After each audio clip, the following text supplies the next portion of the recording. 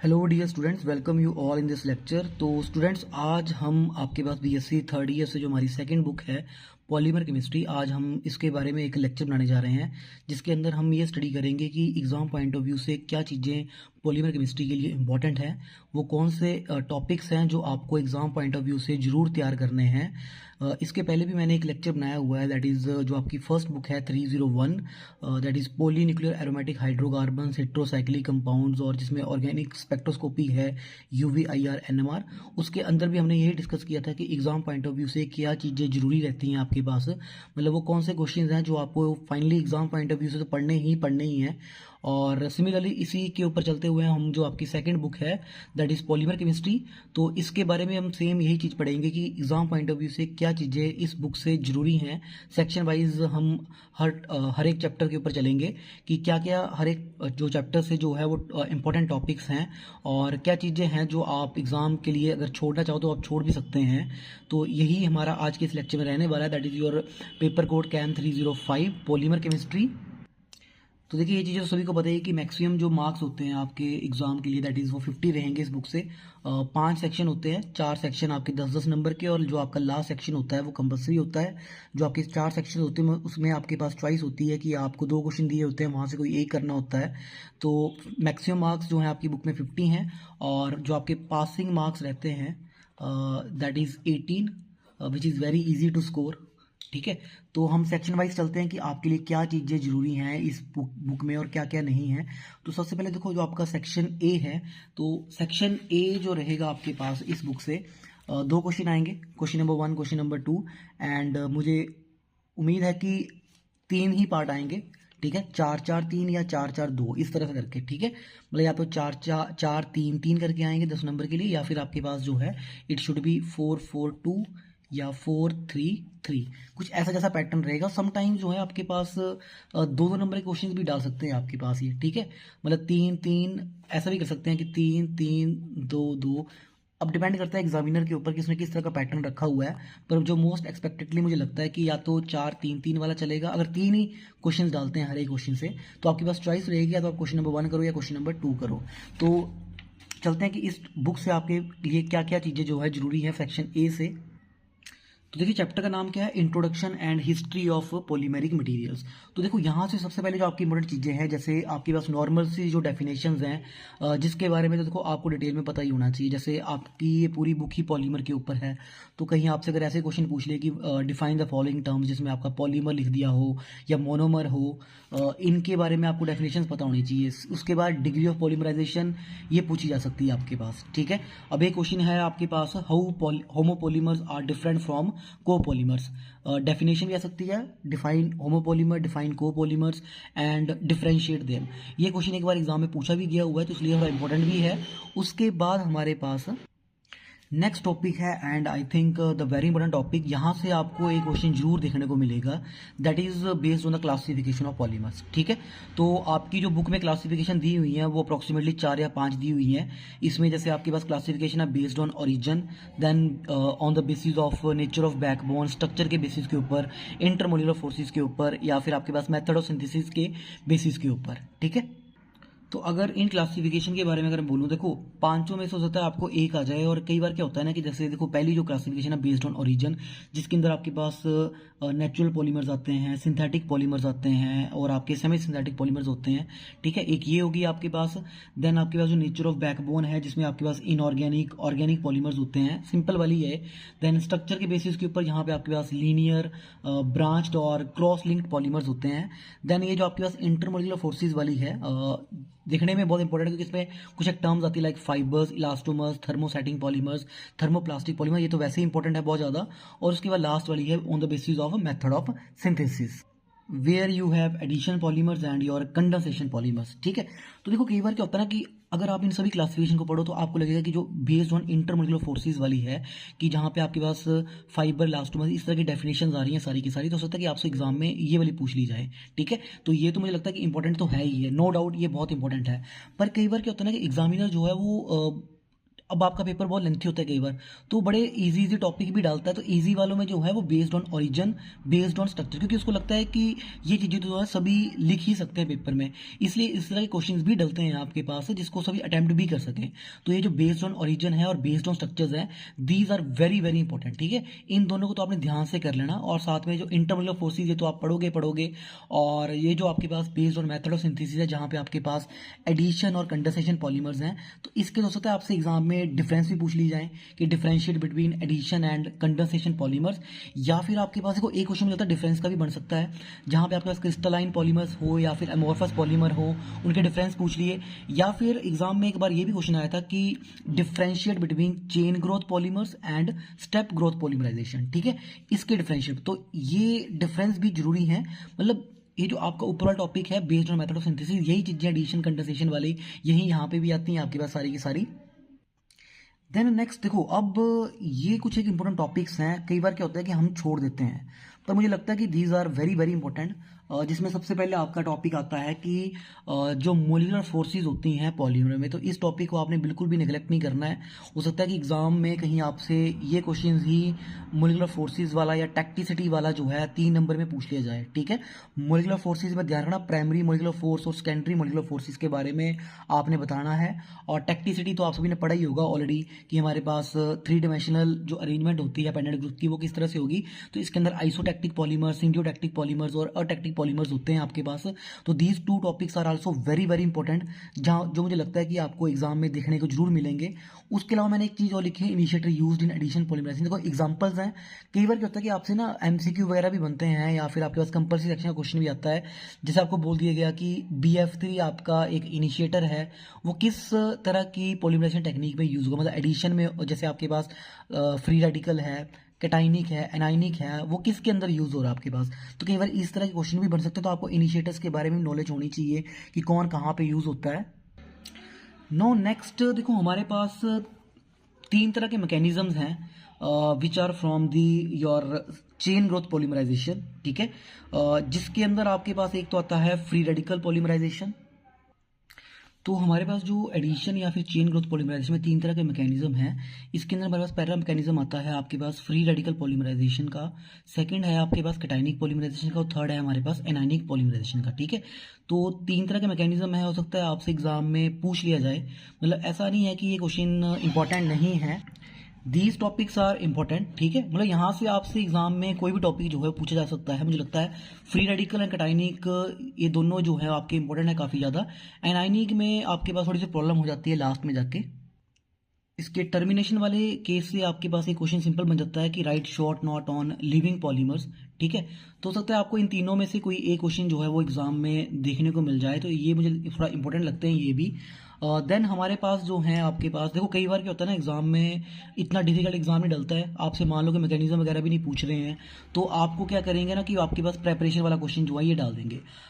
ये तो मैं बोलूँगा बहुत इजी वाले टॉपिक्स हैं ये वाले प्रेपरेशन में, अगर आपको मिल जाता है, क्योंकि सेक्शन डी में भी आप ये चीज़ें पढ़ने वाले हैं जहाँ पे आपके पास प्रेपरेशन दी हुई है नायलॉन 6 की। तो आपको मोनोमर इन सभी का पता होना चाहिए। उसके बाद आपके पास डेक्रोन है, ग्लिप्टल है, बेकेलाइट है, यूरिया फॉर्मेल्डिहाइड और मेलेमाइन फॉर्मेल्डिहाइड के रेजिन्स हैं, ठीक है। तो ये सेक्शन डी के अंदर भी आप इन सब चीज़ों को पढ़ोगे, तो अगर यहाँ आपको क्वेश्चन आ जाए तो आपके लिए तो बहुत बढ़िया हो गया ये, ठीक है। देन हमारे पास नेक्स्ट है आपके पास कोऑर्डिनेशन पॉलीमराइजेशन, जिसमें है आपके पास जिगलर नेटा कैटलिस्ट। तो कई बार देखो क्या होता है कि जिगलर नेटा कैटलिस्ट के बारे में इतना पूछते नहीं है एग्जाम में, पर अगर आपसे कंपोजिशन पूछने, मतलब आपके पास कंपल्सरी क्वेश्चन में आपसे पूछ सकते हैं कि what is the composition of Ziegler Natta catalyst, ठीक है। तो आप उसकी कंपोजिशन बताओ, कई बार ये क्वेश्चन आता है।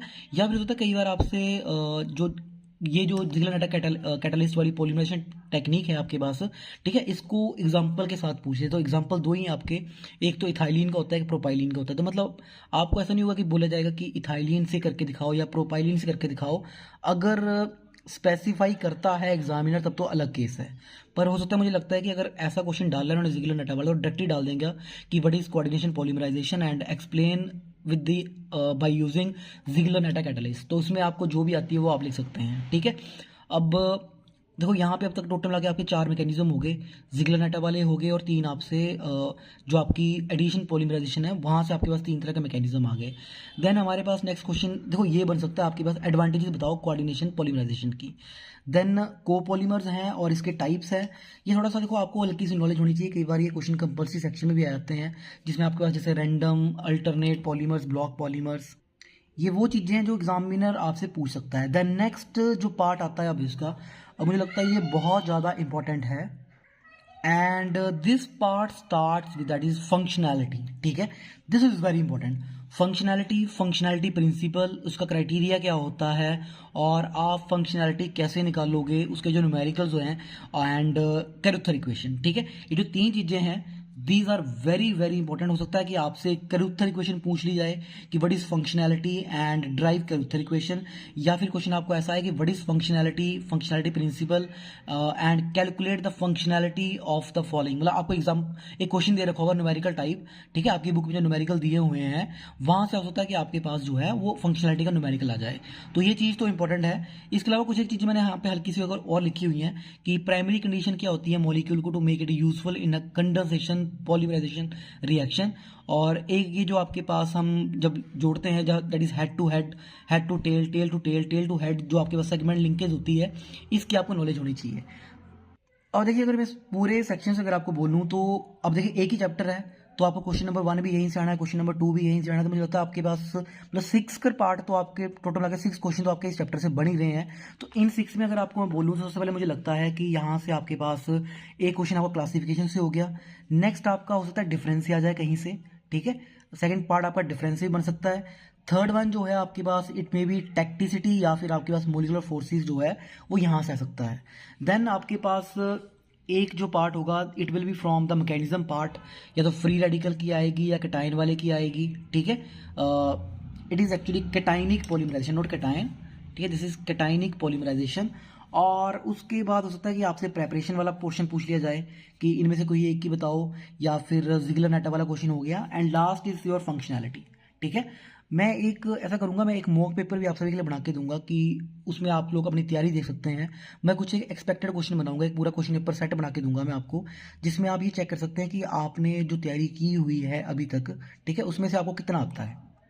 No let's move to section B. ठीक है, अगर देखो मैं सेक्शन बी में चलूँ ना, तो सेक्शन बी में मेरे पास आपको आएगा question number 3 and question number 4। मैं फिर से वही लेके चला हूँ कि 3 ही पार्ट आएंगे। ठीक है, 4-4-2 हो या 4-3-3 हो, 3-3-2-2 अगर ऐसा आता तो अलग बात है। मैं फिलहाल के लिए 3-3 पार्ट लेके ही चला हूँ, question number 3 and question number 4। तो देखो यहाँ 2 चैप्टर्स हैं। एक चैप्टर है आपका काइनेटिक्स ऑफ पॉलीमरेशन, ठीक है, एक काइनेटिक्स के ऊपर है, and second is your that is based on your crystallization. ठीक है, नेक्स्ट इज योर क्रिस्टलाइजेशन वाला है आपके पास। तो अभी के लिए मैं एक्सपेक्ट लेके चला हूँ कि मिक्सिंग नहीं हो। ठीक है, मुझे लगता है शायद मिक्सिंग करेंगे भी नहीं, अगर इन केस मिक्सिंग करते हैं that is a separate issue. पर अभी के लिए जो मेरे आपके जो इंपॉर्टेंट क्वेश्चन बने हैं सारे के सारे, वो मैं आपको इस तरह से बता रहा हूँ कि मिक्सिंग नहीं होगी। ठीक है, अगर मिक्सिंग नहीं होती है तब आपके पास मेरा जो सेट चला हुआ है वो आराम से आपको प्रॉब्लम नहीं होगी। तो ये को यहाँ पे 2 सेक्शन है ना, आप हो सकता है कुछ बच्चे काइनेटिक्स ऑफ पॉलीमरेशन पढ़ने वाले हैं, या फिर कुछ बच्चे जो आपके पास क्रिस्टलाइजेशन वाला चैप्टर है इसको पढ़ने वाले हैं। ठीक है, तो हम मान के चलते हैं कि मिक्सिंग नहीं होने वाली है। ठीक है, तो अगर मिक्सिंग नहीं होती है तो अगर आप पढ़ने वाले हैं ये वाला चैप्टर, ठीक है, काइनेटिक्स ऑफ पॉलीमराइजेशन, तो इस चैप्टर में से देखो सबसे पहले तो आपने क्या पढ़ना है that is your kinetic chain length. ये तो इन सभी के अंदर आ ही जाता है कि काइनेटिक चेन लेंथ क्या होती है और इसका रिलेशन क्या होता है डिग्री ऑफ पॉलीमराइजेशन के साथ। ये कंपल्सरी सेक्शन में क्वेश्चन भी आ सकता है आपके पास। ठीक है, कि काइनेटिक चेन लेंथ क्या है, उसका रिलेशन क्या है डिग्री ऑफ पॉलीमराइजेशन के साथ, और काइनेटिक चेन लेंथ का फॉर्मूला क्या होता है। ठीक है, तो ये इंपॉर्टेंट है। और इसके बाद देखो यहाँ से आपको एक क्वेश्चन तो आना ही आना है। अब होता है कि इस चैप्टर में देखो आपके पास कितनी काइनेटिक्स दे रखी हैं। 1 kinetics is from free radical polymerization, 1 is cationic, 1 is anionic, 1 is condensation, 1 is coordination, 1 is from copolymerization. तो ये बहुत सारी हैं, इन सभी में से आपको जो है वो एक क्वेश्चन को आएगा। एंड इन सभी से अगर मैं आपको बोलूँ ना, इन सभी में सबसे इंपॉर्टेंट जो मुझे लगते हैं they can be your, 1 is your free radical वाला, वन इज़ योर कैटाइनिक वाला and one is your anionic वाला। मुझे ये तीनों के तीनों जो है बहुत इंपॉर्टेंट लगते हैं। अगर आप लोग इस चैप्टर को पढ़ने वाले हैं तो काइनेटिक्स से इन तीनों के जो काइनेटिक्स होंगी, मतलब इनके जो पूरे के पूरे डेरिवेशंस है वो आपको अच्छे से तैयार होने चाहिए, ठीक है। बाकी अगर डालते हैं मुझे इतना इंपॉर्टेंट लगते नहीं है, पर बाकी डिपेंड्स अपॉन एग्जामिनर कि वो डालता है कि नहीं डालता है। देन देखो आपके पास इस चैप्टर में है पॉलीमराइजेशन टेक्निक्स। उसमें उनके एडवांटेजेस दिए हुए हैं, डिसएडवांटेजेस दिए हुए हैं और ये टेक्निक्स होती क्या है। तो दिस इज़ वेरी इंपॉर्टेंट अगर आप ये पूरा सेक्शन पढ़ने वाले हैं, ठीक है, यही चैप्टर करने वाले हैं। तो एक क्वेश्चन तो आपको यहाँ से हो गया काइनेटिक्स, मतलब जो आपके पास काइनेटिक्स ऑफ फ्री रेडिकल या कैटाइनिक या एनाइनिक पॉलीमराइजेशन है, तो एक क्वेश्चन तो आपको यहाँ से हो गया। सेकंड आपको टेक्निक्स में से आएगा एंड थर्ड आपको जो है वो कंसेप्चुअल क्वेश्चन डल सकता है कोई भी, जैसे काइनेटिक चेन लेंथ डल गया या किसी की डेफिनेशन टाइप पूछ लिया, इस तरह क्वेश्चन। तो देखो पॉलीमराइजेशन टेक्निक में हमारे पास चार है, bulk, solution, suspension and emulsion. Suspension, emulsions are very very important, ठीक है। यहाँ से कुछ क्वेश्चंस भी बनते हैं, जैसे सीएमसी क्रिटिकल मिसल कंसंट्रेशन या मिसल के ऊपर शॉर्ट नोट आपको एग्जाम में आ सकता है। इसके अलावा मैंने कुछ एक क्वेश्चंस लिखे हुए हैं कि meaning of steady state in polymerization, anionic polymerization को हम लिविंग पॉलीमराइजेशन भी बोलते हैं, तो ऐसा क्यों है, रिएक्टिविटी रेशियो क्या होती है, सरफेक्टेंट का क्या रोल है इन इमल्शन पॉलीमराइजेशन टेक्निक्स, ठीक है। Then we have stereo specific polymerization, इनका मतलब क्या होता है आपके पास। तो ये क्वेश्चन जो है यहाँ से कुछ एक्सपेक्टेड है, तो आपने ध्यान में रखना है अगर आप इस चैप्टर को पढ़ने वाले हैं तो एक क्वेश्चन तो देखो आपका काइनेटिक्स में से हो गया, ठीक है। इंपॉर्टेंट तो मुझे लगता है एक क्वेश्चन आपका काइनेटिक्स ही हो गया, चाहे फ्री रेडिकल का है, चाहे कैटाइनिक का है, चाहे एनाइनिक का है, इनमें से कोई भी आ सकता है। एक पार्ट आपका यहाँ से हो गया, 3 या 4 नंबर जितने का भी आता है। देन आपका जो सेकंड पार्ट होगा it may be from techniques, जैसे आपको कोई टेक्निक पूछ ली कि इमर्शन टेक्निक, मतलब इमर्शन टेक्निक के बारे में बताओ वो क्या होती है, उसके एडवांटेजेस डिसएडवांटेजेस, ऐसा कुछ पूछ लिया 3 नंबर का।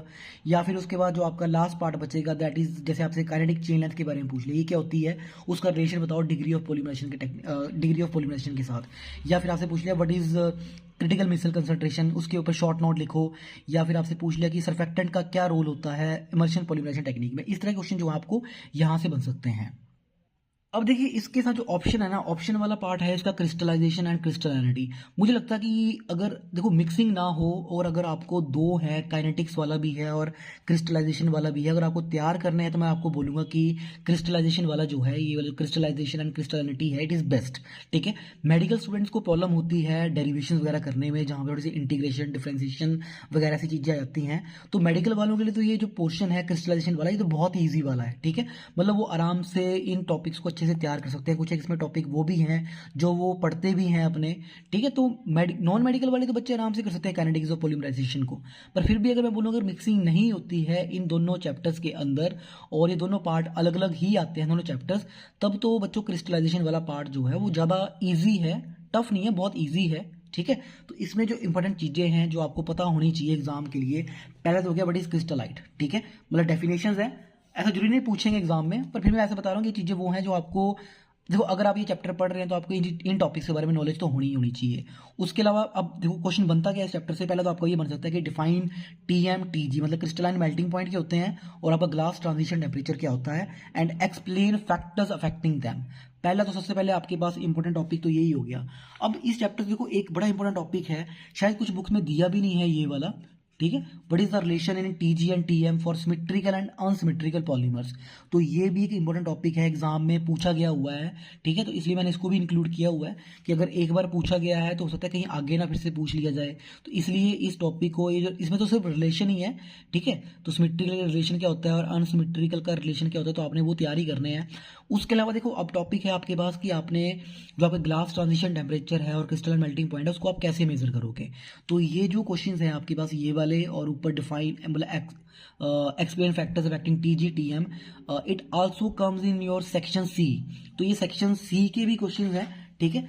दिस आल्सो कम्स इन, यहाँ मैं लिख देता हूँ सेक्शन सी में भी है, ये भी आपका सेक्शन सी के अंदर है। तो ये तो आपके लिए बहुत इजी है, अगर आप ये टॉप चैप्टर पढ़ रहे हैं तो ये अगले वाले चैप्टर के अंदर भी आ जाएगा। Then you have differentiation in TG and TM, मतलब आपको डिफ्रेंशिएट करना पड़े तो किस तरह से करोगे, तो मतलब ये क्वेश्चन भी आपको होना चाहिए। Then what is degree of crystallinity, ठीक है, ये क्या होती है क्रिस्टलाइनिटी और इसको किस तरह से एक्सप्रेस करते हैं, डेंसिटी की फॉर्म में, स्पेसिफिक वॉल्यूम की फॉर्म में, इंथैल्पी की फॉर्म में। यहाँ से आपको कंपल्सरी सेक्शन में एक बार क्वेश्चन आया हुआ था कि डिग्री ऑफ क्रिस्टलिनिटी को एक्सप्रेस करो, मुझे ध्यान में नहीं किसकी फॉर्म में था, इनमें से कोई एक था, ठीक है। तो इसलिए आपने ये चीज़ भी तैयार करनी है, तो आपको एग्जाम में भी पूछ लिया जाए। Then you have what are the factors affecting degree of crystallinity. बहुत ईजी हैं, सिंपल से फैक्टर्स हैं, आपने सिर्फ एक्सप्लेन ही करना होता है कि क्रिस्टलिनिटी किस तरह से अफेक्ट होने वाली है, ठीक है। देन आपके पास है what is the effect of crystallinity on the properties of polymers, ठीक है। जब क्रिस्टलिनिटी आपके पास पॉलीमर में आएगी, ठीक है, तो उससे आपके पास जो पॉलीमर्स की प्रॉपर्टीज हैं वो किस तरह से अफेक्ट होती है, क्वेश्चन आपका ये हो गया। Then you have morphology of polymers. ये मेडिकल वाले बच्चे बड़े आराम से करते हैं टॉपिक्स को, उसका थोड़ा सा नॉन मेडिकल वालों को प्रॉब्लम हो, लेकिन मेडिकल वाले बच्चे जो है बड़े आराम से करेंगे। तो मॉर्फोलॉजी का तो जो टॉपिक है, देखो यहाँ से तो आपको डेफिनेटली क्वेश्चन आना ही आना है, ठीक है। Morphology is very important. यहाँ से आपके पास एक तो बनता है आपका फ्रिंज मिसल मॉडल, एक तो ये हो गया, और आपके पास यहाँ पे कुछ एक शॉर्ट नोट आएगा आपको लिखने के लिए, जैसे आपका लेमिनार सिंगल क्रिस्टल्स है, स्फेरुलाइट्स हैं, फाइब्रिलर क्रिस्टल्स हैं, ग्लोबुलर चेन क्रिस्टल्स हैं, हेलिक्स स्ट्रक्चर्स हैं आपके पास। इनमें से आपको कोई एक आपको एग्जाम में जो है देखने को मिलेगा, एक देखने को मिलेगा या दो भी देखने को मिल सकते हैं आपके पास। तो ये जो मॉर्फोलॉजी वाले क्वेश्चन हैं, तो इनका ध्यान रखना, दीज आर वेरी इंपॉर्टेंट। यहाँ से तो आपको डेफिनेटली क्वेश्चन आना ही आना है, ठीक है। एक यहाँ से हो गया इस चैप्टर से वन, आपके पास जो पीछे जो मैंने आपको बताया था, चाहे आपको क्रिस्टलिनिटी से आए, चाहे आपके पास ग्लास ट्रांजिशन टेम्परेचर आए, चाहे आपके पास क्रिस्टलाइन मेल्टिंग पॉइंट आए, उनके रिलेशंस आए या उनके फैक्टर्स अफेक्टिंग आए, ठीक है, या फिर उनको किस तरह से मेजर करेंगे। एक यहाँ से बनेगा, एक मॉर्फोलॉजी से बनेगा। मॉर्फोलॉजी तो हर साल बनता ही बनता है। और अगर मैं इन सभी स्ट्रक्चर्स में आपको बोलूँ मॉर्फोलॉजी वालों में, जो मैंने maximum most of time exam में देखे हुए हैं, एक तो आपका लेमिनार वाला है, ठीक है, स्फेरुलाइट्स मैंने देखे हुए हैं, और ये दोनों इकट्ठे आते हैं, फाइब्रिलर या फिर ग्लोबुलर वाला, ठीक है। ये चार ही हैं, तो चारों के स्ट्रक्चर्स आपने ड्रॉ करने हैं। तो और ये भी आता है कई बार एग्जाम में कि what is fringe micelle model, 3 number के लिए, ठीक है। तो ये ध्यान रखना। और बाकी मैंने मोस्ट ऑफ टाइम मैंने ये देखा हुआ है कि जो काइनेटिक्स वाला चैप्टर है वो अलग ही आता है, क्रिस्टलाइजेशन वाला चैप्टर लग जाता है। अगर इनकेस मिक्सिंग भी करते हैं ना, तो मिक्सिंग में क्या करते हैं ना कि आपके पास जो एंड वाला है ना, टेक्निक वाला पोर्शन सारा का सारा, जहाँ पे आपके पास इमल्शन, बल्क, सस्पेंशन, ये टेक्निक्स हैं, इसमें से क्वेश्चन उठा के यहाँ पे डाल देते हैं इसके साथ, ठीक है। अगर मिक्सिंग करेंगे तो इस तरह की मिक्सिंग होगी। बाकी उसके बाद क्रिस्टलाइजेशन हमारे पास 2 क्वेश्चन तैयार हो गए, ठीक है। एक मॉर्फोलॉजी से हो गया, एक जो मैंने आपको उसके पीछे पीछे बताया। एंड जो थर्ड पार्ट आएगा आपके पास क्रिस्टलाइजेशन वाले चैप्टर से, दैट विल बी फ्रॉम जो लास्ट के टॉपिक्स है आपके इस चैप्टर के एंड में, that is what is the effect of nature of linkage in the main chain. जैसे कार्बन कार्बन सिंगल बॉन्ड हो तो क्या फर्क पड़ता है, या कार्बन कार्बन डबल बॉन्ड हो, एरोमेटिक रिंग हो तो इससे क्या फर्क पड़ेगा आपके पास, ठीक है। या फिर इसके अलावा आपके पास what is the effect of following the polymer chain, ठीक है। अगर ये लग जाते हैं पॉलीमर चेन में तो क्या फर्क पड़ता है इससे आपके पास, जैसे अमाइड ग्रुप आ गया, ठीक है, amide group is important. Then उसके बाद पॉलीथर्स हैं, पॉलीएस्टर्स हैं, सिलिकॉन पॉलीमर्स हों तो इससे क्या फर्क पड़ेगा आपके पास, this is also very important. Then उसके बाद साइड ग्रुप वाला है, ठीक है। कई बार मतलब आपको जरूरी नहीं कि इनमें से कोई एक ही आएगा, आपको आएंगे जिस तरह से कि what is the effect of amide group, ठीक है। या फिर आपके पास जैसे साइड ग्रुप दिए हुए देखो यहाँ पे आपके पास, जैसे मान लो कि आपको पूछ लिया कि फ्लोरो अगर ग्रुप लगता है या हाइड्रोक्सल ग्रुप लगता है तो इससे आपके पास क्या फ़र्क पड़ेगा पॉलीमर चेन के ऊपर, ठीक है। तो ये टॉपिक्स हैं, effect of presence of side groups on the polymer chain. और एक है आपके पास कि अगर फंक्शनल ग्रुप लगा होगा तो इससे पॉलीमर की प्रॉपर्टीज़ पे क्या फ़र्क पड़ेगा। तो ये थोड़ा इंपॉर्टेंट टॉपिक है। यहाँ से भी अगर मैं आपको बोलूँ तो एक तो देखो फ्लोरो है, क्लोरो है, हाइड्रोक्सल है, अमाइड, साइनो, कार्बोक्सिल। वैसे देखो मैं आपको बोलूँगा कि ये सारे के सारे अगर आप कोशिश करना कि इन सभी को कर ही लो, अगर यहाँ से आपको 1 या 2 डलने पता नहीं क्या डल जाएगा, और इनमें ज़्यादा कुछ है भी नहीं, 2 3 लाइनें ही होती हैं। या तो पॉलीमर स्टिफनेस हो जाएगा, हार्ड हो जाएगा, इस तरह की चीज़ें ही आती हैं सारी की सारी पॉलीमर्स के अंदर। तो इसलिए इस टॉपिक को तो आप तैयार करना अच्छे से, ठीक है। तो लास्ट में मतलब यहाँ से आपको एक पोर्शन जो है वो देखने को मिलेगा। अब 3 नंबर में आएगा तो देखो, अगर मैं आपको बोलूँ कि मैं क्वेश्चन इस तरह से डाल रहा हूँ कि what is the effect of hydroxyl group on the polymer chain, ठीक है। अगर मैं ऐसा क्वेश्चन डालता हूँ तो ये 3 नंबर में तो अकेला आएगा नहीं, तो इसकी तो बुक में आपके पास हार्डली 3 लाइनें लिखी हुई हैं। तो इसलिए आपके पास इसके साथ जैसे मान लो अमाइड ग्रुप दे दिया, ठीक है। तो इसलिए मैंने आपको बोला कि ये जो एंड वाली चीज़ें हैं ये सारी की सारी अच्छे से पढ़ लेना।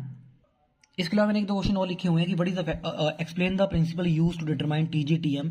अगर आपको टीजी और टीएम को डिटरमाइन करना तो आप क्या प्रिंसिपल यूज करोगे। देन उसके बाद what is the fact of rate of cooling during polymerization on degree of polymerization, ठीक है। तो this is all about this section B.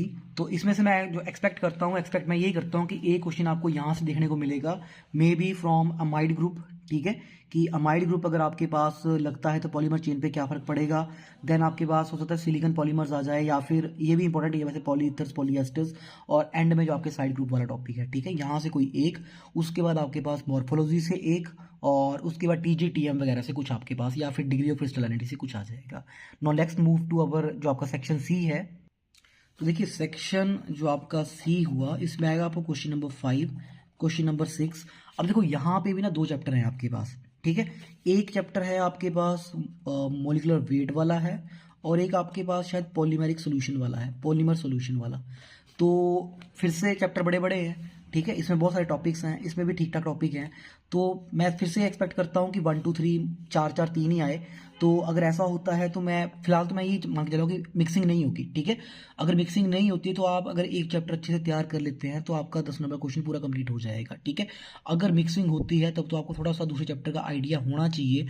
और वैसे मैं बोलता देखो आपने कंपल्सरी सेक्शन तो करना ही करना है, इसलिए आपको हर एक चैप्टर थोड़ा सा गो थ्रू तो होना ही पड़ेगा, क्योंकि कंपल्सरी में fill in the blanks type question आएंगे। अगर ऐसे क्वेश्चन आते हैं तो आप आंसर किस तरह से करोगे, ठीक है। तो let us move to section C.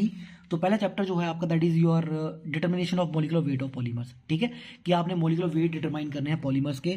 तो इसमें जो सबसे पहली इंपॉर्टेंट चीज है that is your MN bar, number average molecular weight, weight average molecular weight. इसमें एक और है that is your viscosity average molecular weight and Z average molecular weight, ठीक है। तो ये फार्मूले हैं, इन सभी के आपको फार्मूले अच्छे से पता होने चाहिए, ठीक है। इन चारों के number average, weight average, viscosity average और आपका जेड एवरेज, सबके फार्मूले, सबकी डेफिनेशन, और साथ में एक और चीज है यहाँ से what is polydispersity index, PDI क्या होता है और इसका सिग्निफिकेंस। हो सकता है कि आपको इनमें से कुछ पूछ लिया जाए, ठीक है। अब देखो आपके पास क्या होता है ना, पेपर में कई बार कंपल्सरी सेक्शनल क्वेश्चन है आपके पास कि क्या रिलेशन होता है मोलिकुलर वेट का डिग्री ऑफ पॉलीमराइजेशन के साथ। तो इसलिए आपको रिलेशन पता होना चाहिए फॉर द कंपल्सरी सेक्शन।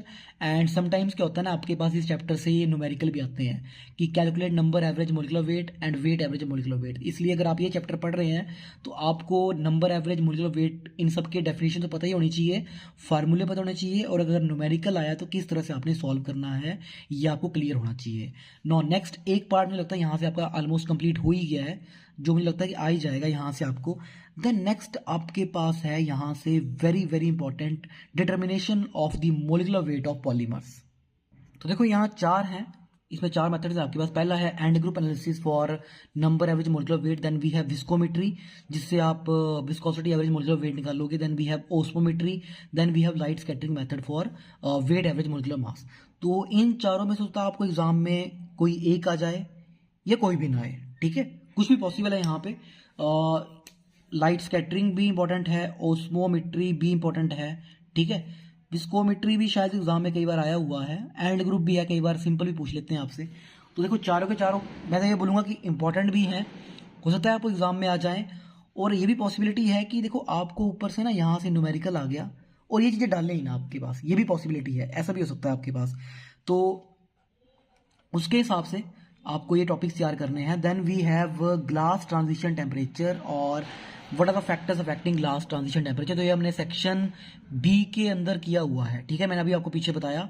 अब देखिए अगर आपके पास ये मोलिकुलर वेट के टॉपिक नहीं आए कि आपको MN बार निकालना है, विस्कोमेट्री है, ओस्मोमेट्री है, लाइट स्कैटरिंग मेथड है, अगर आपको ये नहीं आते तो आपको क्या आएगा, तो आपको आएगा free volume theory and WLF equation, ठीक है, आपको ये टॉपिक्स आ जाएंगे। या फिर ऐसा भी पॉसिबल है कि आपको एक क्वेश्चन आया मोलिकुलर वेट से, एक क्वेश्चन आया आपके पास derive what is free volume theory और इसकी कैलकुलेशन बताओ फ्री वॉल्यूम की, ठीक है, या फिर आपको इन दोनों की जगह सीधा दे दिया कि WLF इक्वेशन क्या होती है, ठीक है, या फिर WLF इक्वेशन भी आ गई, WLF इक्वेशन भी आ गई आपके पास, एक क्वेश्चन मोलिकुलर वेट से भी आ गया और एक न्यूमेरिकल टाइप या फिर सिंपल कंसेप्चुअल टाइप क्वेश्चन आ गया आपको, ये भी एक पॉसिबिलिटी है। तो इसके अलावा मैंने कुछ एक क्वेश्चन लिखे, मतलब चैप्टर देखो आपका यहाँ पे कंप्लीट हो चुका है, इस पूरे चैप्टर के अंदर यही दिया हुआ है। मोलिकुलर वेट से सबसे पहले तो स्टार्टिंग में जो मैंने आपको बताया, ठीक है, number average molecular weight, weight average molecular weight, इनका एक न्यूमेरिकल हो गया, यहाँ से रिलेशन है आपस में। उसके बाद आपके पास मोलिकुलर वेट, यहाँ से क्वेश्चन बनता है आपके पास। देन उसके बाद जो आपके टॉपिक्स हैं, free volume theory very important, ठीक है, WLF इक्वेशन इंपॉर्टेंट है, ग्लास ट्रांजिशन टेम्परेचर आपने पढ़ा हुआ है और इसकी डिटर्मिनेशन भी आपने पिछले चैप्टर में पढ़ी हुई है, ठीक है, अगर वहां तैयार कर लिया हो तो यहाँ पे आपका आसान हो जाएगा, ठीक है। अब इसके बाद देखो कुछ एक कंसेप्चुअल क्वेश्चन जो मैंने आपको डाले हैं यहाँ से, मतलब आपको नॉलेज होनी चाहिए सेक्शन कंपल्सरी के लिए ही हो चाहे। जिसमें आपके पास what is monodisperse system, what is polydisperse system, ये क्या होते हैं, ठीक है, और पीडीआई से क्या रिलेशन है इनका, ये चीज़ें सारी। उसके बाद आपका क्वेश्चन है कि how end group analysis is use to determine average functionality of polymer, कि जो आपकी एंड ग्रुप एनालिसिस है जिससे आप नंबर एवरेज मोलिकुलर वेट निकालते हैं, वो आपके पास जो आपकी एवरेज फंक्शनैलिटी है उसको कैसे डिटरमाइन करता है, या फिर आपका जो मोलिकुलर वेट है पॉलीमर्स के, they are expressed as average molecular weights, ठीक है। मतलब हम मोलिकुलर वेट्स को ना एवरेज मोलिकुलर वेट क्यों लिखते हैं, एक क्वेश्चन आपका ये बन गया। अब देखो एक कंपल्सरी में ये क्वेश्चन बन सकता है, Z average, weight average, number average और आपका विस्कोसिटी एवरेज, इन चारों का ऑर्डर लिखो कि इंक्रीजिंग या डिक्रीजिंग, ये ऑर्डर लिख दिया आपके पास। या फिर आपका क्वेश्चन बन गया कि जो क्वालिटेटिव प्रॉपर्टीज होती हैं, ठीक है, उनसे आपके पास नंबर एवरेज मोलिकुलर वेट क्यों निकलता है, दूसरे वेट क्यों नहीं आते आपके पास, एक क्वेश्चन आपके पास ये बन गया। तो this is all about this chapter. तो अगर आप ये चैप्टर तैयार कर रहे हैं, ठीक है, तो अगर आपने ये चैप्टर पढ़ना है तो सेक्शन बी से आपको क्रिस्टलाइजेशन वाला चैप्टर जो है बहुत हेल्प करेगा, ठीक है।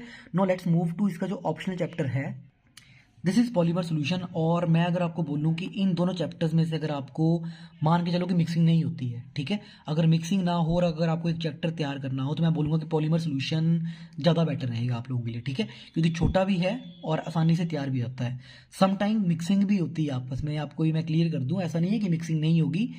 एग्जामिनर जो है मिक्सिंग कर देता है, थोड़ी सी प्रॉब्लम रहती है कई बार पेपर डालने वाले की, अगर नहीं डालता है तब तो बेस्ट है, ठीक है, और मैं तो दुआ ही करता हूँ कि मिक्सिंग ना करें। तो पॉलीमर सोल्यूशन में देखो आपके लिए क्या इंपॉर्टेंट है, पहले तो आपके पास ये हो गया कि what is the criteria of solubility of polymers, ठीक है, कि पॉलीमर सॉल्युबल कैसे होंगे, कौन कौन से फैक्टर्स हैं आपके पास जो पॉलीमर की सॉल्युबिलिटी को अफेक्ट करते हैं, ठीक है। और one is very important, this is your, देखो पैरामीटर्स फॉर सॉल्युबिलिटी, इसमें एक्सप्रेशन है डेल्टा वन डेल्टा टू का फार्मूला है, तो ये इंपॉर्टेंट है। ये कई बार ना आपसे कंपल्सरी सेक्शन में भी पूछ लिया जाता है इनके फार्मूले, तो इसलिए मैंने इस टॉपिक को यहाँ लिखा हुआ है और स्टार लगा दिया हुआ है स्पेशली कि इंपॉर्टेंट है आपके पास। उसके अलावा एक और टॉपिक दिया हुआ है आपकी बुक में, आइडियल सॉल्यूशंस और उनकी deviations from the ideal behaviour. यहाँ पे एक एक्सप्रेशन जैसा है, ऑनेस्टली स्पीकिंग देखो मैंने कभी आज तक ये टॉपिक किसी एग्जाम में देखा भी नहीं है कि आइडियल सोल्यूशन और उनके डेविएशंस किस तरह से होती हैं आइडियल बिहेवियर से, तो मैं ये नहीं बोलूँगा कि ये बहुत इंपॉर्टेंट टॉपिक है आपके पास।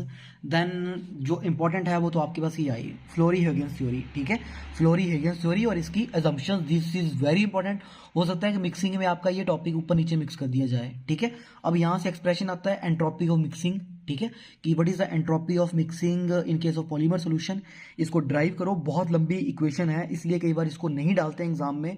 यहाँ से आपके जो 3 पार्ट बनेंगे, पहला मुझे लगता है first will be your from the factors affecting solubility of polymers, ठीक है। अब यहाँ से पूछते हैं क्या है, क्वेश्चन पूछते हैं कि आपके पास इस तरह से what is the criteria for the solubility of polymers and how does, आपका क्वेश्चन जो यहाँ से बनेगा वो इस तरह से बनेगा कि जो क्रिस्टलाइन नेचर, मतलब इसमें जो कुछ एक फैक्टर्स हैं उसकी बात कर रहा हूँ। फैक्टर्स में आपका एक तो क्रिस्टलाइन नेचर हो गया और जो फ्लेक्सिबिलिटी होती है पॉलीमर चेन की, ठीक है, वो किस तरह से सॉल्युबिलिटी को अफेक्ट करती है। ये मैंने क्वेश्चन बड़ी बार देखा हुआ है, एक आपका क्रिस्टलाइन नेचर और एक आपके पास फ्लेक्सिबिलिटी ऑफ पॉलीमर चेन, कि वो किस तरह से आपकी सॉल्युबिलिटी को अफेक्ट करेगा, ठीक है। तो मैं इसको थोड़ा सा मेंशन ही कर देता हूँ कि मतलब ये मैंने क्वेश्चन जो है बार बार देखा हुआ है कई बार एग्जाम में, एक तो क्रिस्टलाइन नेचर और दूसरा क्या है उसकी फ्लेक्सिबिलिटी, ठीक है।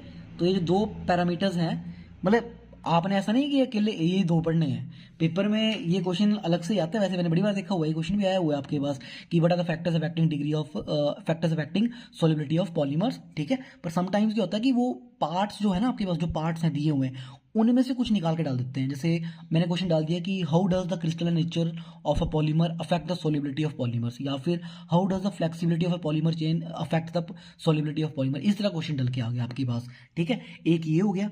सेकंड फ्लोरी-हेगियस थ्योरी अजम्पशंस, ये तो मुझे लगता है डन श्योर क्वेश्चन ही है जो हर बार पूछे जाते हैं। उसके बाद जो आपका थर्ड पार्ट बनेगा या मतलब सेकंड पार्ट इसी के अंदर ही, यू में गेट की आपके पास होता है डेल्टा एस मिक्सिंग ना दी जाए, आपको दे दिए कि delta H mixing delta G mixing, ठीक है। ये एक्सप्रेशन ज़्यादा बड़े नहीं है, छोटे ही हैं, इसलिए एग्जामिनर क्या करता है कि इन 2 को डाल देता है, दोनों को भी डाल सकता है या अलग अलग को डाल सकता है आपके पास। तो ये दोनों तो देखो जो भी इस चैप्टर को तैयार कर रहे हैं ना, ये तो आपको ऐसे होने चाहिए कि रटे रटाए जिसको बोलते हैं ना हम लोग, ठीक है, कि ये क्वेश्चन देखते ही आप लोगों को ऐसा होना चाहिए कि हाँ बस हमने यही करना है सबसे पहले अब, ठीक है, कहीं कोई मिस्टेक नहीं होनी चाहिए। उसके बाद फ्लोरी-हेगियस थ्योरी, उसकी assumptions, delta G mixing delta H mixing, criterias इनके, उसके बाद है यहाँ से इस चैप्टर से फेज रूल, ठीक है। अब फेस रूल आप सभी ने बीएससी सेकंड ईयर के अंदर पढ़ा हुआ है, ठीक है। फार्मूला आप सभी को पता ही होना, F is equal to C minus P plus 2, और दूसरा आपका है reduced phase rule, F is equal to C minus P plus 1। Polymer solution के अंदर कौन सी वाला लगेगा, रिड्यूस्ड वाला लगेगा या दूसरा वाला लगेगा, ये आपको बिल्कुल क्लियर होना चाहिए। उसके बाद है हमारे पास क्रिटिकल सोल्यूशन टेम्परेचर, ठीक है। क्रिटिकल सोल्यूशन टेम्परेचर भी आपने सोल्यूशन के अंदर पढ़ा हुआ है बीएससी सेकंड ईयर में। अब यहाँ पे पॉलीमर सोल्यूशन के अंदर भी बनते हैं आपके पास, तो 3 तरह के सिस्टम है। पहला है जहाँ पे आपके पास अपर क्रिटिकल सोल्यूशन टेम्परेचर आएगा, सेकंड में आपके पास लोअर क्रिटिकल सोल्यूशन टेम्परेचर आएगा, थर्ड सिस्टम वो होगा जहाँ पे आपके पास अपर भी होगा और लोअर क्रिटिकल सोल्यूशन टेम्परेचर भी आ जाएगा। हो सकता है यहाँ से आपको क्वेश्चन जो है तीनों ही बहुत छोटे छोटे हैं, तीनों ही डाल दिए जाएं या तीनों में से कोई एक डाल दिया जाए 3 नंबर का, ठीक है। तो ये क्वेश्चन भी आपके पास एक बहुत इंपॉर्टेंट टॉपिक्स है।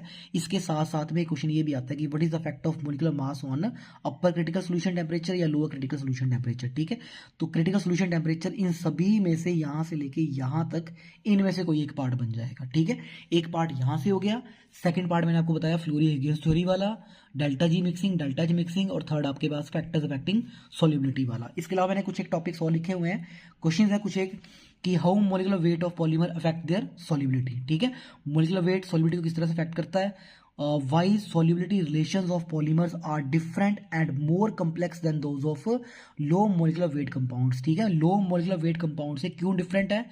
हो सकता है आपको एग्जाम में कुछ ऐसा क्वेश्चन पूछा जाए कि मतलब आपके पास जो पॉलीमर की सॉल्युबिलिटीज होती है ना, उसको कंपेयर किया जाए जो लो मोलिकुलर वेट कंपाउंड्स हैं उनके सॉल्युबिलिटी के साथ, मतलब या क्या प्रॉब्लम आती है पॉलीमर्स के साथ में और लो मोलिकुलर वेट कंपाउंड्स के साथ में पॉलीमर्स की सॉल्युबिलिटी के अंदर, इस तरह क्वेश्चंस। और जो मैंने आपको बोला डेल्टा 1 डेल्टा 2 वाला एक्सप्रेशन, देखो उसमें मैंने क्वेश्चन लिखा हुआ है सॉल्युबिलिटी पैरामीटर एक्सप्रेशन क्या होता है, ठीक है, for a volatile liquid delta 1, ठीक है, उसके यूनिट्स भी फार्मूला भी। तो दीज आर इंपॉर्टेंट। हम मान के चलते हैं मिक्सिंग नहीं होती है तो polymer solution is much better. अगर मिक्सिंग होती है तो देखो आपको हल्की हल्की नॉलेज दोनों चैप्टर्स की होनी चाहिए, मिक्सिंग में तभी आप कर पाते हैं। No last is section D. और देखो सेक्शन डी में मैं अगर आपको बोलूँ फिर से, अब आपको होगा यहाँ पे क्वेश्चन नंबर 7, क्वेश्चन नंबर 8 और उसके बाद आएगा last compulsory section that is question number 9, ठीक है। 1 2 3 4 5 6 7 8 और 9 आपका सेक्शन डी में वैसे 2 चैप्टर्स हैं आपके पास। एक तो आपका ये वाला है जिसमें आपके पास है प्रॉपर्टीज ऑफ पॉलीमर, और एक में है आपके पास जो आपके कमर्शियली फॉर्म्ड पॉलीमर्स हैं, ठीक है। एक आपके पास ये वाला टॉपिक्स है। तो देखो प्रॉपर्टीज वाला और एक आपका कमर्शियल पॉलीमर्स वाला। तो अगर मैं आप इन दोनों चैप्टर्स में से बोलूँ आपके पास, वैसे तो मुझे लगता है कि जो प्रॉपर्टीज वाले पोर्शन है ना, मतलब यहाँ पे कुछ एक रिलेशंस हैं, कुछ एक डेफिनेशंस वगैरह है, तो हो सकता है कि आपसे एक पार्ट उसका आएगा। बचे हुए ये जो कमर्शियल वाला है ना, देखो सबसे इजी चैप्टर है आपकी इस पूरी बुक में। इसमें तो आपकी सिर्फ और सिर्फ प्रेपरेशन दी हुई है, आपको सिर्फ मोनोमर लिखने हैं और उनकी पॉलीमराइजेशन करनी है और बस वो होल ट्वाइस एन लगाना होता है, ठीक है। यूजेस बताने हैं आपको, इतना सा काम है। तो ये जो क्वेश्चन नंबर 8 है ये तो डेफिनेटली कमर्शियल का ही होगा सारा का सारा। मुझे नहीं लगता यहाँ पे मिक्सिंग करेंगे, अगर मिक्सिंग कर दी तब तो फिर अब तो एग्जामिनर के बारे में हम नहीं बोल सकते हैं कि उसकी थिंकिंग क्या है, वो क्यों मिक्सिंग करना चाहता है। पर अगर मिक्सिंग ना करे तो मच बेटर है, ठीक है। क्वेश्चन 8 पूरा का पूरा यहाँ से होगा। क्वेश्चन नंबर 7 में आपके पास प्रॉपर्टीज वाले सेक्शन से आपको एक पार्ट देखने को मिलेगा। बट हाँ मैंने कुछ एक क्वेश्चन पेपर देखा है, एक मैंने पेपर देखा है जहाँ पे आपके पास 1 2 3 जो तीनों पार्ट है ना वो यहाँ से ही है प्रॉपर्टीज ऑफ पॉलीमर में से। और क्वेश्चन नंबर 8 तो हमेशा ये अलग हुआ ही हुआ है, ठीक है। कमर्शियल तो अलग से आए हुए हैं, ठीक है। तो हम बात करते हैं कि प्रॉपर्टीज में क्या इंपॉर्टेंट है और आपके पॉलीमर्स में क्या इंपॉर्टेंट है। तो प्रॉपर्टीज में देखो सबसे पहला क्वेश्चन आपको ये बनेगा, अगर आपका मान लो कि सपोज एक ही पार्ट डालता है, क्वेश्चन नंबर 7 में एक ही पार्ट आता है इस चैप्टर से, तो सीधा आ जाएगा what is the mechanical properties of polymer, explain the mechanical properties of polymer. या समटाइम्स वो ऐसा पूछता है कि explain stress strain behaviour of polymers, ठीक है। या तो ये पूछेगा या डायरेक्टली मैकेनिकल प्रॉपर्टीज पूछेगा जहाँ पे आपको सब कुछ बताना है। उसके अलावा देखो मैं आपको ये बोलूँगा, सजेस्ट करूँगा कि कुछ एक डेफिनेशंस है आप सभी को पता होना चाहिए, because you have to attempt compulsory section as well. और अगर वहाँ पे 1 या 2 नंबर के क्वेश्चन इस चैप्टर से आते हैं तो आपको डेफिनेशन पता होनी चाहिए, रिलेशंस पता होना चाहिए सारे के सारे। तो उनमें है क्या है, tensile strength, tensile stress, tensile strain, फार्मूले हैं, ठीक है। तो डेफिनेशन फार्मूले आपको पता होना चाहिए। उसके बाद टेंसाइल स्ट्रेंथ, ये तो प्रैक्टिकली आपका, ये तो सभी करते हैं।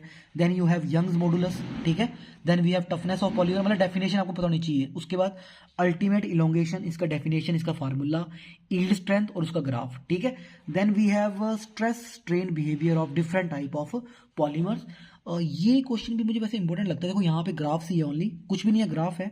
आपके पास 5 सिस्टम्स है, सॉफ्ट एंड वीक पॉलीमर्स, ठीक है, hard and brittle, soft and tough, hard and strong, hard and tough, इनके ग्राफ ही हैं ओनली। तो मैं तो बोलूँगा कि आपको इस टॉपिक को भी कर लेना चाहिए। अगर आपका मान लो कि क्वेश्चन नंबर जो है आपका 7 पूरे का पूरा यहाँ से कवर होता है, एक पोर्शन हो गया आपका मैकेनिकल प्रॉपर्टी से, सेकंड में भी आपको यहाँ से डाल सकते हैं, हो सकता है यहाँ से ना ही डाले, ग्राफ भी ना डाले, ऐसा कुछ भी नहीं है, ठीक है। देन हो सकता है कि आपसे क्या पूछते हैं, आपसे पूछते हैं अब लास्ट में आके यहाँ से भी कुछ एक डेफिनेशन है, व्हाट इज एब्रेशन रेजिस्टेंस, ठीक है, या व्हाट इज टोर्शनल स्ट्रेंथ, या फिर व्हाट इज फटीग रेजिस्टेंस। इस तरह क्वेश्चन भी आपसे पूछ सकते हैं, या फिर explain the factors affecting the strength of polymers, ये भी इंपॉर्टेंट है। रियोलॉजी इंपॉर्टेंट है। Hooke's law, Newton law paper में पूछे गए हुए हैं ऑलरेडी, ठीक है, ये ऑलरेडी पूछे गए हुए हैं आपसे। व्हाट इज थर्मल एक्सपेंशन, ये भी पूछा गया हुआ है आपसे, ठीक है। What are Newtonian and non Newtonian fluids, ये भी एग्जाम में आया हुआ है, क्वेश्चन है। तो इसलिए क्वेश्चन नंबर 7 मतलब ये जो चैप्टर है आपका, मैं बोलूंगा कि ये डेफिनेशन टाइप जो चीजें हैं ना, वो आपको सारी की सारी पता होनी चाहिए। कंपल्सरी सेक्शन में भी आ सकता है आपके पास, ठीक है। फिर यहाँ पे व्हाट इज बिंगम प्लास्टिक्स या फिर स्यूडो प्लास्टिक्स क्या होते हैं, स्यूडो पूछा गया हुआ ऑलरेडी, ठीक है। स्यूडो प्लास्टिक क्या होता है, ये एक बार मैंने कहीं एग्जाम में देखा हुआ है, ये ऑलरेडी कई बार पूछा भी गया हुआ है। वैन नेक्स्ट ये 3 बड़े इंपॉर्टेंट ये भी हैं, व्हाट इज एक तो थर्मल स्टेबिलिटी जो है टेफ्लॉन की ज़्यादा हाई क्यों होती है, इसका रीज़न आपसे पूछा जा सकता है कंपल्सरी सेक्शन के अंदर। या फिर differentiate shear thickening and shear thinning fluids, ठीक है, इनको डिफ्रेंशिएट करो। तो देखो मैं तो ऐसा मान के चलता हूँ कि यहाँ से आपके इस चैप्टर से ना एक ही पार्ट पूछा जाए, ठीक है। या फिर अगर आपको क्वेश्चन नंबर 7 इस पूरे पोर्शन से दे भी दी जाए तब भी कोई दिक्कत नहीं है, ठीक है। जो आपका क्वेश्चन नंबर 8 है वो आएगा आपको इंपॉर्टेंट कमर्शियल पॉलीमर्स में से। अब देखो जब ये चैप्टर आपका आ गया ना, मतलब जो आपका क्वेश्चन नंबर 8 है जब यहाँ से आएगा ना, तो एक चीज़ का दिमाग में थोड़ा बिठा लेना, मोनोमर्स आपको सभी का पता होना चाहिए। मैं ऐसा नहीं बोलूँगा कि सिलेक्टिव पढ़ के जाओ यहाँ से, क्योंकि जब कई बार ना क्या होता है कि आपको कोई फैमिली से अगर क्वेश्चन आते हैं, कई बार वो पूरी की पूरी फैमिली उठा के डाल देते हैं एग्जामिनर, ठीक है। तो देखो यहाँ से आपको करना क्या है, प्रेपरेशन, प्रॉपर्टीज और यूजेस कम से कम 4 तो आपको पता ही होने चाहिए सभी के, ठीक है। तो है कौन कौन से हमारे, मतलब जो आपको पढ़ने हैं, पहला तो हो गया हमारा हाई डेंसिटी पॉलीथीन और दूसरा लो डेंसिटी पॉलीथीन, ठीक है। मतलब पॉलीथीन 2 तरह के होते हैं, इन दोनों की प्रेपरेशन, दोनों के यूजेस, ठीक है। उसके बाद पॉलीप्रोपाइलीन, चलो इतना इंपॉर्टेंट तो है नहीं, पर कई बार पूछ ले तो हम क्या कुछ नहीं बोल सकते हैं। बाकी ये वाले जितने भी हैं, पॉलीस्टाइरीन, पॉलीआइसोब्यूटाइलीन, पॉलीब्यूटाइलीन, सबके मोनोमर कुछ नहीं है, बड़े ईजी वाले हैं सारे के सारे ये, ठीक है। देन यू हैव जो मतलब वेरी इंपॉर्टेंट है आपके पास, एक तो पॉलीथीन हो गया, next is Buna N versus Buna S. ये क्वेश्चन आप कह सकते हैं कि what is Buna and what is Buna S, ठीक है, differentiate them. Then what is PVC and what is PAN, ठीक है, ये क्या होते हैं, इनके प्रेपरेशन, इनके यूजेस बताओ। उसके बाद आपके पास आ गया पॉलीविनाइल एसीटेट या पॉलीविनाइल क्लोराइड, फिनाइल एसीटेट, ये मुझे लगता नहीं ये वाला पूछा जाएगा। विनाइल एसीटेट हो सकता है पूछ लिया जाए, वैसे मुझे लगता नहीं Buena and Buena S. PVC पूछ सकते हैं आपसे, पीवीसी और पीएन, ये तो इंपॉर्टेंट है ही है। Then you have acrylic polymers, और जब एक्राइलिक पॉलीमर की बात हुई तो इनमें से भी आपको कोई एक आ सकता है, ठीक है। हो सकता है आपको एग्जाम में क्वेश्चन ये आए, व्हाट आर एक्राइलिक पॉलीमर्स, ठीक है, उनके यूजेस बताओ, उनकी सभी की प्रेपरेशन बताओ, ठीक है, प्रॉपर्टीज बताओ। मतलब पूरा का पूरा क्वेश्चन एग्जाम शायद एक बार एग्जाम में पूछा भी गया था एक्राइलिक पॉलीमर्स को लेके ही, कि मतलब सीधे ही व्हाट आर एक्राइलिक पॉलीमर्स, ठीक है, उनकी प्रेपरेशन बताओ, यूजेस बताओ। इसका मतलब आपको इन सभी की प्रेपरेशन और यूजेस बताने पड़ेंगे। एग्जाम में आपसे ये भी पूछा हुआ है, what is poly methyl myth acrylate, ये भी आपको एग्जाम में आया हुआ है सेपरेटली, ठीक है। बाकी देखो है कुछ नहीं है, आपको मेनली एक्राइलिक के बारे में बताने कि एक्राइलिक एसिड का फार्मूला क्या होता है, उससे सारे बन जाएंगे बड़े आराम से। तो ये इंपॉर्टेंट हो गया आपके पास एक तो ये। देन नेक्स्ट आपसे यहाँ से देखो एक और है, that is Teflon, polytetrafluoroethylene. ये भी पूछते हैं व्हाट इज टेफ्लॉन, या फिर give the preparation of polytetrafluoroethylene and give its uses, this is very important, ये कंपल्सरी सेक्शन में भी आ सकता है आपके पास। देन नेक्स्ट देखो ये फैमिली तो बहुत इंपॉर्टेंट है, पोलीमाइड्स, एक्राइलिक एसिड हो गए, HDPE, LDPE वाली फैमिली भी होगी सारी की सारी, वो भी इंपॉर्टेंट है। पॉलीमाइड्स आर वेरी वेरी इंपॉर्टेंट। यहाँ से देखो आपको कोई ना कोई तो आएगा ही आएगा, ठीक है। मोनोमर नाइलॉन 6 का सबको पता होना चाहिए, कैप्रोलैक्टम, नाइलॉन 610, नाइलॉन 66, ये तीनों बहुत इंपॉर्टेंट है, आपको तीनों के तीनों पता होने चाहिए। मोनोमर सबके पता होना चाहिए। बैकेलाइट ये आ सकता है आपसे, ठीक है, या फिर प्रेपरेशन ऑफ नेवलॉक, और आपका जो दूसरा है रिजोल, इनकी प्रेपरेशन बताओ, ठीक है। रेजिन से मतलब आपके पास कोई क्वेश्चन बन सकता है, एक पार्ट यहाँ से बन सकता है, एक पार्ट पॉलीमाइड से बन सकता है, एक टेफ्लॉन वगैरह बन सकते हैं। उसके बाद व्हाट आर पॉलीसाइलोक्सेन्स, ठीक है, या फिर व्हाट आर सिलिकॉन्स, ठीक है, वो सिलिकॉन पॉलीमर्स क्या होते हैं इनके बारे में बताओ। तो यहाँ से लीनियर क्रॉस लिंक्ड आपको पता होना चाहिए। उसके बाद एक क्वेश्चन देखो ये भी बनता है, व्हाट आर पॉलीडाइंस। सीधे यहाँ पे मैंने आपको बताया ना एक्राइलिक एसिड का क्वेश्चन आया हुआ था एग्जाम में, वैसे ही ये क्वेश्चन भी आया हुआ है, व्हाट आर पॉलीडाइंस। ठीक है, उनके यूजेस बताओ, प्रेपरेशन बताओ। ठीक है, तो पॉलीडाइंस में ब्यूना रबर, ठीक है, natural rubber, these are very important, neoprene rubber, Buna N rubber, butyl rubber, सबके मोनोमर आपको अच्छे से पता होने चाहिए, कंपलसरी सेक्शंस में भी आएंगे। ठीक है, एंड लास्ट में आपको एक क्वेश्चन बनता है, व्हाट आर कंडक्टिंग पॉलीमर्स। ठीक है, right short note on conducting polymers. तो मैंने यहाँ कुछ एग्जांपल लिखे हुए हैं, पॉलीएसिटाइलिन, पायरोल वाला है, एनिलीन वाला है, थायोफीन वाला है, ये आपने ऑलरेडी पढ़े हुए हैं 301 के अंदर सारे के सारे, बस उनकी पॉलीमराइजेशन ही करनी है। ठीक है, तो this is all about this book. और लास्ट में बचता है आपका कंपलसरी सेक्शन। तो देखो कंपलसरी सेक्शन में तो आपको सीधा ये बोलूंगा कि आपके at the end of chapter, जब भी आपका कोई चैप्टर खत्म होता है ना बुक का, तो उसमें समरी दी होती है, समरी पढ़ लो, ट्रू फॉल्स पढ़ लो, एमसीक्यू पढ़ लो। और ऐसे नहीं एमसीक्यू मतलब ऐसे नहीं करना आप लोगों ने कि पीछे सीधे देखा कि क्वेश्चन है तो उसका आंसर टिक मार लिया बुक के ऊपर ही। कई बार क्या होता है ना बुक में, देखो आपको पता ही है ना पेपर में एमसीक्यू वगैरह कम ही आते हैं आजकल, तो फिल इन द ब्लैंक चला सीधा ही आपके पास। तो अगर ऐसे क्वेश्चन आते हैं तो आपको आंसर सीधा पता होना चाहिए। ठीक है, तो ये है आपके पास सारी की सारी जो आपकी बुक है, दैट इज 305। ईजी बुक है पॉलीमर की, बहुत टफ नहीं है। बस सेक्शन बी और सी में थोड़ी सी प्रॉब्लम है। प्रॉब्लम ये है कि वहाँ पे दो दो चैप्टर है, मिक्सिंग अगर करते हैं तो प्रॉब्लम हो जाती है। क्योंकि देखो मिक्सिंग में होता क्या है ना कि आपके पास, जैसे मैं आपको बोलूँ 3 पार्ट है, आपको सोचता है कि 4 नंबर का क्वेश्चन नहीं आता होगा या 3 नंबर का नहीं आता होगा, मिक्सिंग में होता तो यही है आपके पास, बाकी कुछ तो नहीं होता। तो इसलिए आप सभी ने ये करना है कि जो चैप्टर आप पढ़ रहे हैं वो अच्छे से तैयार कर लेना। ठीक है, जो जो इंपॉर्टेंट चीज़ें मैंने आपको बताई, जो मुझे लगता है वो मैंने आपको बता दिया हुआ है। बाकी वैसे तो मैं सजेस्ट यही करूँगा, जब आप एक चैप्टर पढ़ते हो तो पूरा का पूरा चैप्टर पढ़ लिया करो। ठीक है, छोड़ना नहीं, क्योंकि अगर मिक्सिंग, अगर मान लो कि आपने कोई टॉपिक छोड़ा और पेपर में वही आ गया तो आपको प्रॉब्लम हो जाएगी। इसलिए बेटर है कि जब एक ही चैप्टर पढ़ रहे हो ना आप लोग, तो अच्छे से पढ़ लो, दूसरा सेलेक्टिव पढ़ सकते हो आप लोग। ठीक है, so this is all about this book that is polymer chemistry. मेरी तरफ से आप सभी को हार्दिक शुभकामनाएं आपके आने वाले एग्जाम के लिए। ठीक है, शायद आपका पहला पेपर केमिस्ट्री में 305 का ही है, पॉलीमर केमिस्ट्री, और उसके साथ में इनऑर्गेनिक केमिस्ट्री। ठीक है, तो इनऑर्गेनिक केमिस्ट्री का लेक्चर मैं बहुत जल्दी बना के शेयर कर दूंगा। So this is all about this lecture, thank you very much.